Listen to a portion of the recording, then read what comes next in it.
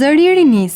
Rini e Krishtit do të shkojmë me krah, do themi predikim që Zili na fal, na pregji dhe u me dëshirë të zjarr, dhe ne unisëm me agimin në mëngjes. Të dashur dëgjues të Radios Ngjallja, jeni në FM 88.5 MHz në Tiranë dhe Durrës, 88.7 MHz në Korçë, 93.4 MHz në Elbasan, 98.7 MHz në Fier. Gjithashtu mund të na ndiqni dhe në websajtin ton radiongjallja.org. Në emisionin e sotëm do të ndiqni kryqi, mesazh dashurie e përjetësie, disiplinimi i gjuhës, virtyt apo detyrë.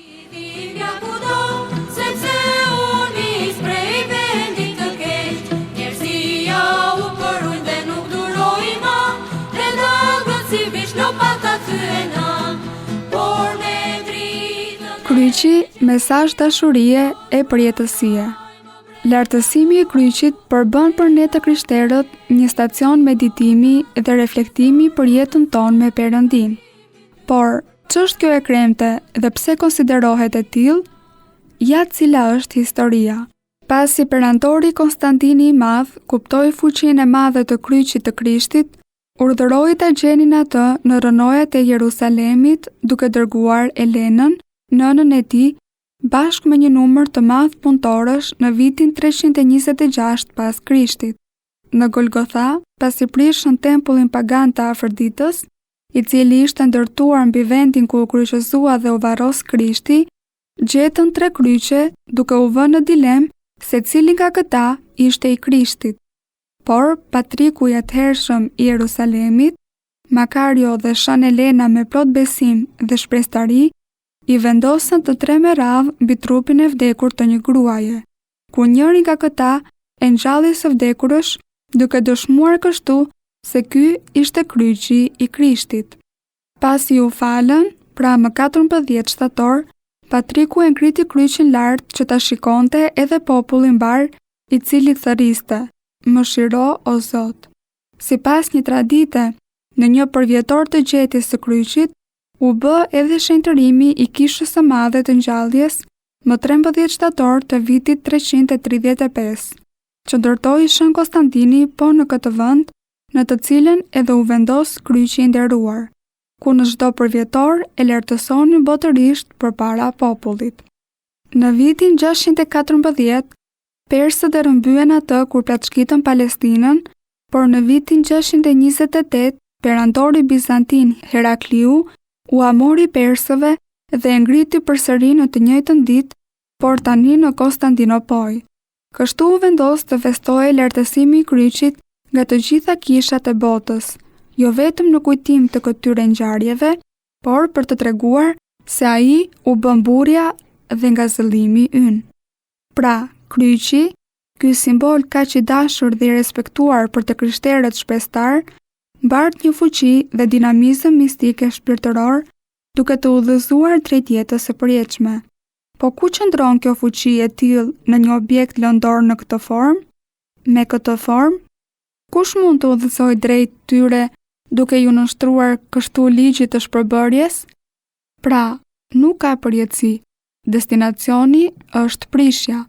Shkaku që e bën këtë objekt të fuqishëm dhe udhëzues të përjetësisë ndodhet jashtë, por i importuar në të. Ky është Jesu Krishti, i biri i Perëndisë, i përjetshmi që u bë njeri. Ai u mbërthye në të, duke i dhënë në mënyrë mistike dhe të pakuptueshme fuqi dhe hir, duke e shndërruar nga një shenjë dhe mjet të urryer dënimi, poshtërimi e vdekjeje në një shenjë dhe mjet shpëtimi, paqeje dhe dashurie për njerëzit, duke e nderuar dhe e shenjtëruar. Kryqi yt, o Zot, edhe pse duket dru në thelb, është veshur me pushtet hyjnor. Edhe pse është i dukshëm në botë, shpirtërisht bën mrekullinë e shpëtimit. Pra, kryqi u bë simboli vetë Krishtit dhe në të përmblidhet e gjithë vepra shpëtimtare e tij. Në të ai bëri një beslidhje të përjetshme me të gjithë njerëzimin, na pajtoi, na fali mëkatet, na çliroi të gjithëve ne që ishim marrë peng prej Satanait, na bëri bi të Perëndis nga hiri, na hapi rrugën e përjetësisë me ngjalljen e tij. Në këtë kuadër, kemi edhe një interpretim teologjik për kryqin. Drejtimi vertikal tregon paqen, pajtimin që bëri ai të njerëzimit me Perëndin nëpërmjet faljes së mëkateve. Perëndia zbuloi dashurinë e madhe hyjnore që kishte dhe ka për krijesën e tij, duke treguar dashurinë e vërtetë, të pastër e pa interes, duke e bërë këtë dashuri shembull të qartë e të prekshëm për njerëzimin. Dhe drejtimi horizontal tregon paqen që solli ai në botë midis njerëzve, duke pajtuar njerëzit midis tyre dhe duke I lidhur ata me njëri tjetrin. Kjo u realizua me anë të Krishtit dhe ne jemi të ftuar personalisht të marrim pjesë e ta shijojmë këtë dashuri dhe realitet, e cila nuk është thjesht një ndjenjë emocionale, por dashuri deri në flijim, për të cilin sot ne dhe gjithë shoqëria kemi nevojë. Ky është vizioni dhe objektivi që duhet të kenë të krishterët në botë. Lidhja dhe afrimiteti I njerëzve midis tyre me anë të Jesu Krishtit mund të paraqitet edhe me një konfigurim gjeometrik, të rrethit me pika të ndryshme në sipërfaqen e tij, duke I hequr si rreze drejt qendrës. Sa më afër qendrës shkojnë, aq më shumë I afrohen njëra tjetrës. Kështu dhe besimtarët, sa më shumë afrohen drejt Krishtit, aq më shumë afrohen me njëri tjetrin, dhe sa më shumë largohen prej tij, aq më shumë largohen midis tyre. Pra, Perëndia I mëshirshëm nuk qëndroi I padukur, I distancuar duke na mëshiruar, ndihmuar, përkrahur dhe udhëzuar nga lart me frymëzime ose me mesazhe nga të zgjedhurit e tij, siç përmendet në judaizëm dhe islamizëm. Por erdhi e u bë njeri ashtu si ne, duke na udhëzuar drejt me anë të mësimeve, sakrificës, ngjalljes. Me të gjithë jetën toksore të tij, të kemi shembullin konkret dhe model për imitim në jetën e përditshme. Kjo është edhe arsyeja që të krishterët e mbajnë kudo shenjën e kryqit dhe identifikohen me këtë shenjë. Kështu nderimi I kryqit bart të gjithë besimin ton tek Perëndia, mirënjohjen ton ndaj tij, fuqinë shkatërruese ndaj demonëve dhe veprave të tyre. Nderimi I tij është edhe nderim I Krishtit dhe I dashurisë origjinale, dhe mohimi I tij është mohimi I Krishtit dhe I dashurisë. Ai u bë simbol I vetë Krishtit. Ai është mburrja e të krishterëve. Prandaj ai mbizotëron në të gjithë jetën e besimtarëve të krishterë, në çdo moment, në çdo vend ku ata janë të pranishëm. O kryq, ruajtës I gjithë botës. O kryq, zbukurim I kishës. O kryq, forcim I mbretërve. O kryq, mbështetje e besnikëve. O kryq, lavdi e ëngjëjve dhe plaga e demonëve.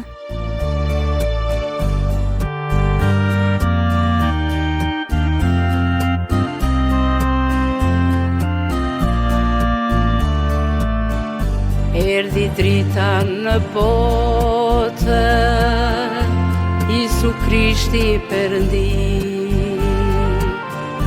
dhe të bojë errësirë që mbizotronte kudo.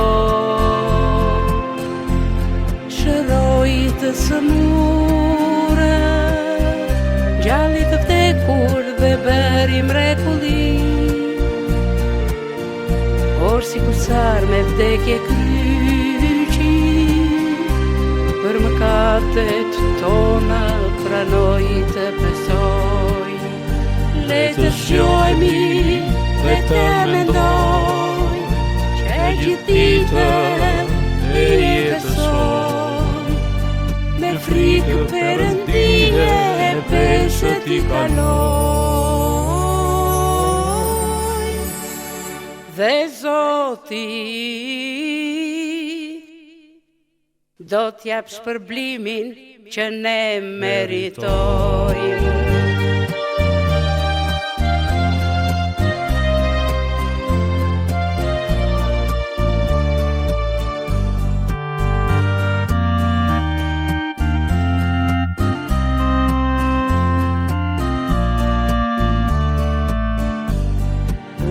gjallë ditën e tretë, ashtu siç para ta. Rinjën dhe dua, apostujve u tregoj,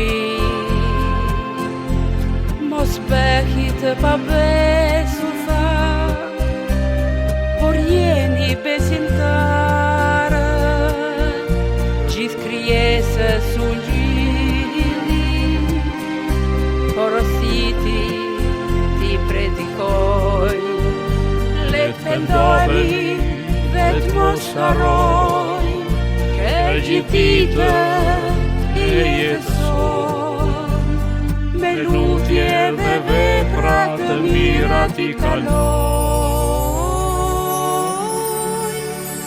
Dhe Zoti premton parajsën, do trashëgoj.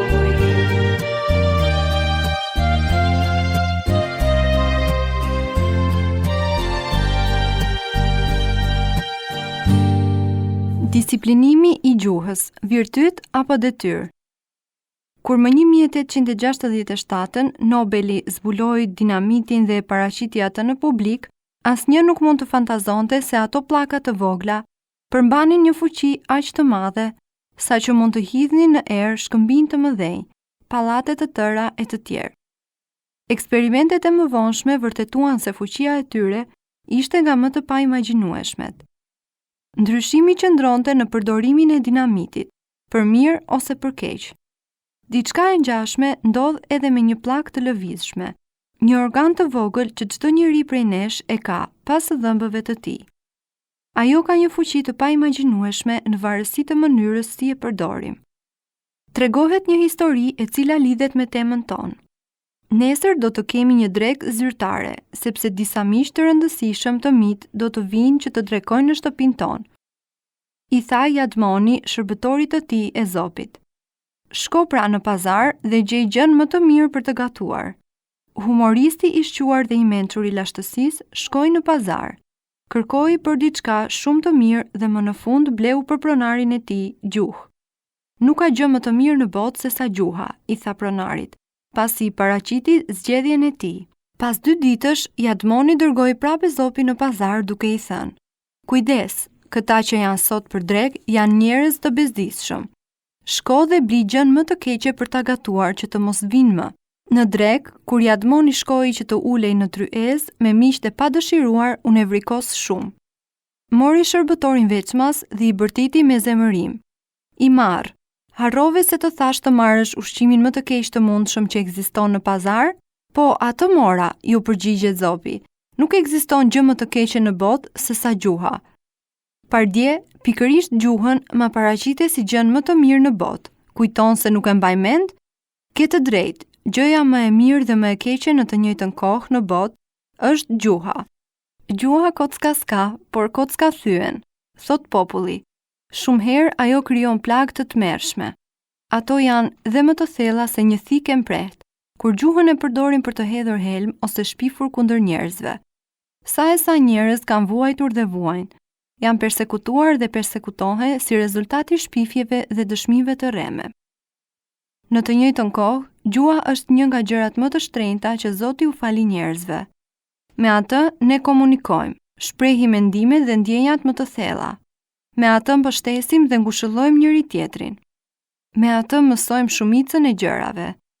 Pra, nga sa tha më lartë, del se gjëja më e mirë dhe më e keqe është gjuha. Por si duhet ta përdorim gjuhën tonë? Përpara se të zhvillojmë mendimin, le të kujtojmë një pjesë të mrekullueshme nga shkrimi i shenjtë dhe më saktë nga letra e apostullit Jakovit, ku shprehet qartë fuqia e gjuhës. Sepse të gjithë bëjmë faje në shumë punë. Nëse dikush nuk bën faje me fjalët e tij, ky është burri përsosur, i fuqishëm dhe i gatshëm t'i vërë fre gjithë trupit. Ja, kuajve frerët u avëm në gojë, që të na binden, dhe me to ne drejtojmë gjithë trupin e tyre. Edhe anijet, ndonse janë shumë të mëdha dhe shtyhen prej erërave të forta, drejtohen prej një timoni të vogël atje ku të dojë kapiteni. Kështu edhe gjuha është një pjesë e vogël, por mbahet me të madhe për të këqijat që krijon. Pak zjarr duhet dhe mund të digjen pyje të tërë. Edhe gjuha është zjarr dhe shkaktar i shumë padrejtësive. Kështu, ndër pjesët e trupit ton, gjuha është ajo që fliq gjithë trupin, përflak rrotën e jetës dhe përflaket prej xhehenës. Sepse çdo lloj bishe a shpendi, zvaraniku a gjëje e gjallë e detit, zbutet dhe është zbutur nga njerëzit, por gjuhën asnjë nga njerëzit nuk mund ta zbus. Ajo është një gjë e keqe e pandalshme, plot me vrerë që sjell vdekje. Me atë ne bekojmë Perëndin dhe Atin, e po me të ne mallkojmë njerëzit që janë krijuar sipas shëmbëltyrës së Perëndisë. Prej saj del bekimi dhe mallkimi. Vëllezërit e mi, nuk është e drejtë që të ndodhë kështu. Siç tham, gjuha është një fuqi shumë e madhe. Ekzistojnë dhe fuqi të tjera të cilat herë janë burim lumturie dhe herë sjellin shkatërrim, si për shembull lumejt, elektriciteti, energjia atomike e të tjerë. Kur ato i përdorim drejt, bëhen bekim, por le të bëhemi më praktik. Çfarë nuk duhet të themi? Kur të mos themi blasfemi? Ndonjëherë dëgjojmë dikë të fajsoj ose të shajë shënmarin, shenjtorët e të tjerë. Dhe përse? Vetëm e vetëm se tjetri e ngacmoi ose nuk i bëri atë që ai donte. Kjo gjë nuk është vetëm blasfemi, por edhe budallallëk. Çfarë lidhje ka Zoti dhe e tërëshënjta me gabimet dhe defektet e njerëzve? Kujdes pra, kur mos lejojmë që të dalë nga goja jonë ndonjë blasfemi. Është ofendimi më i madh që mund t'i bëjmë Zotit dhe jo rrallë dëmtohet ai që e përdor. Tregojnë se një mëngjes një elektricist pati një avari në punën e tij për të lidhur disa kabuj të trash pranë një kishe. Kaq duhej për ta inatosur dhe filloi të blasfemonte me fjalë kërcënuese. Nëse do të mundja, do t'i kapja të gjithë priftërinë dhe do t'i lidhja me këtë kabullin e trash e do t'u alëshoja rrymën elektrike që të karbonizoheshin dhe të bëheshin hi fare. Fatkeqësisht, nuk mendoi se priftërinë kanë hirin e shpirtit të shenjtë. 8 ditë më vonë, në të njëjtën orë, shokët e punës së elektricistit dëgjuan një ulërim të tmerrshme. Vrapuan nga erdhi zhurma, por ç'të shihnin. Elektricisti që kishte blasfemuar ishte mbërthyer në kabujt elektrik. U përpoqën ta ndihmonin, por më kot. Blasfemia e tij u realizua, por në anën e kundërt. Vetëm veten e tij arriti të bënte shkrumbe hi. Kur të mos themi fjalë të pahishme. Shpesh herë në shoqërinë rinore dëgjohen jo vetëm biseda të pahishme, por edhe banale. Duhet qëndruar larg këtyre ambienteve në të cilat dëgjohen histori dhe shaka të pamoralshme. Të gjitha këto jo vetëm tregojnë mungesë të nivelit kulturor, por për më tepër infektojnë shpirtin ton, e helmojnë më rënd, se sa pickimi i akrepit apo i nepërkës që helmon gjakun e njeriut. Le të kujtojmë fjalët e apostull Pavlit. Çdo fjalë e ka albur le të mos dalë prej gojës tuaj, por vetëm ajo që është e mirë. Asnjëherë të mos themi fjalë të hidhura që plagosin të tjerët. Duhet u shmangemi ironive, thashethemeve, ngacmimeve, shakave pa krip, shpifjeve e të tjerë.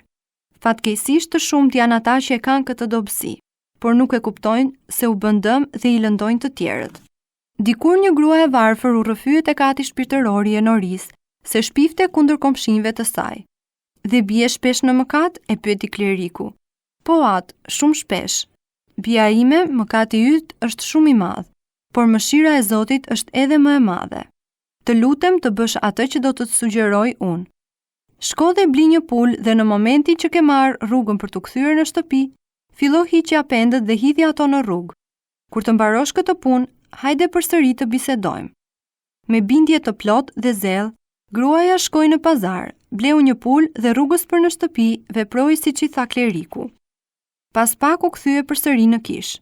Shumë mirë, ndoqe me shumë besnikëri pjesën e parë të këshillës sime.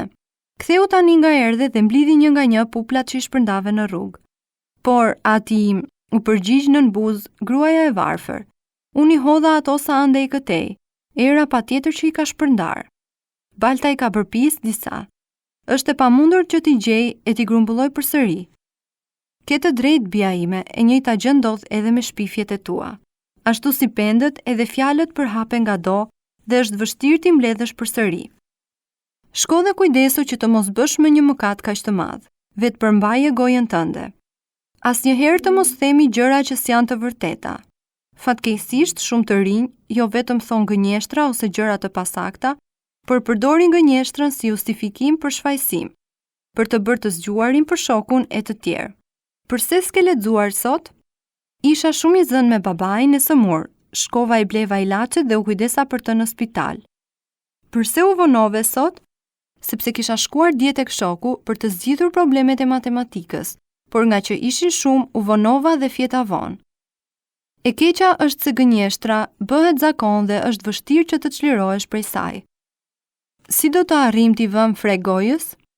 Duhet të flasim drejt, pozitivisht, duke ju shmangur të gjithave sa thamë më lart. Duhet ta zhysim gojën thellë në mendjen tonë, këshillon një njeri i urtë. Do me thënë të mos flasim në mënyrë si përfaqësore.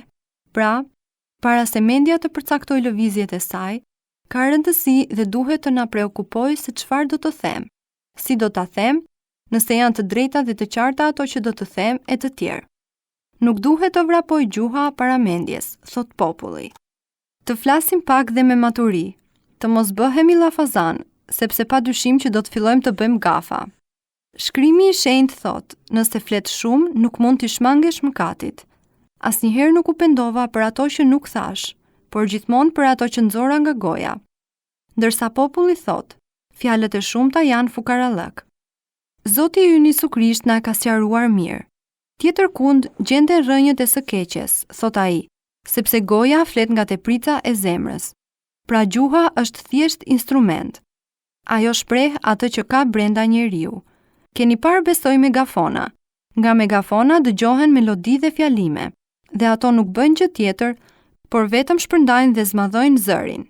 Dhe gjuha është megafoni i zemrës, kur brenda saj ka dashuri, mirënjohje, butësi, harmoni, megafoni shpërndan një muzikë të pëlqyeshme. Kur brenda saj zhvillohen gjëmbat e së keqes, egoizmi, helmi i smirës, zilia e të tjerë, megafoni transmeton zhurma dhe ulërimat e bishave të xhunglës.